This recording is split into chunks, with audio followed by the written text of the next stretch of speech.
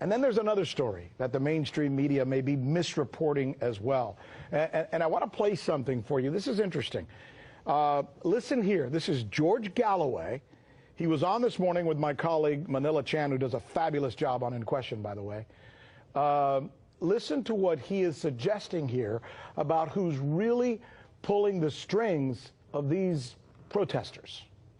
I have no doubt that there are foreign hands in this trouble. I see this as another of these color-coded revolutions, so-called, that took place in the Ukraine and in Georgia and many other places. It was actually even longer, but I want to talk about that in a little bit. But first, I want to introduce our guests here. Joining us are two of the best when it comes to this story in particular. NRS correspondent Michelle Greenstein has been all over the China-U.S. story for months now and has done really, I mean, cover your ears, groundbreaking reporting. She really has. Also, Boom Bust host, thank you, you can get him down now. Also, Boom Bust host Christy Ali, knows the business,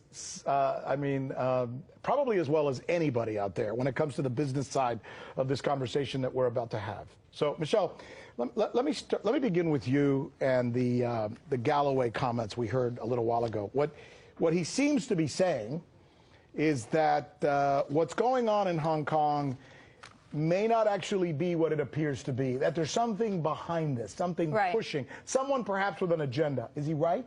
Yes, you could certainly say he's right, and this is an element of the Hong Kong protests that are not being so covered in the Western corporate press. Yeah. No surprise there. So I want to show you something. I want to show you the organizers of these anti-extradition law. They call themselves the Civil Human Rights Front, and I want to show you the members of the organizations of the Civil Human Rights Front. So these are the protesters. That's right, the organizers of these protesters. Okay. Not all of the protesters are part of these groups, but these are the organizers. We've got the Hong Kong Institute of Human Resource Management. We've got the Hong Kong Confederation of Trade Unions, as well as a number of others. Now, what do all of these organizations that you see listed here have in common? Tell me. They're all taking money, and they've all worked with an organization called the National Endowment for Democracy. They've all received funding from this organization. Now, the National Endowment for Democracy has been funding groups in Hong Kong. This goes back to the 90s, but just in the last year, the Hong Kong Institute for Human Resource Management, which is the first thing that you saw on your list there moments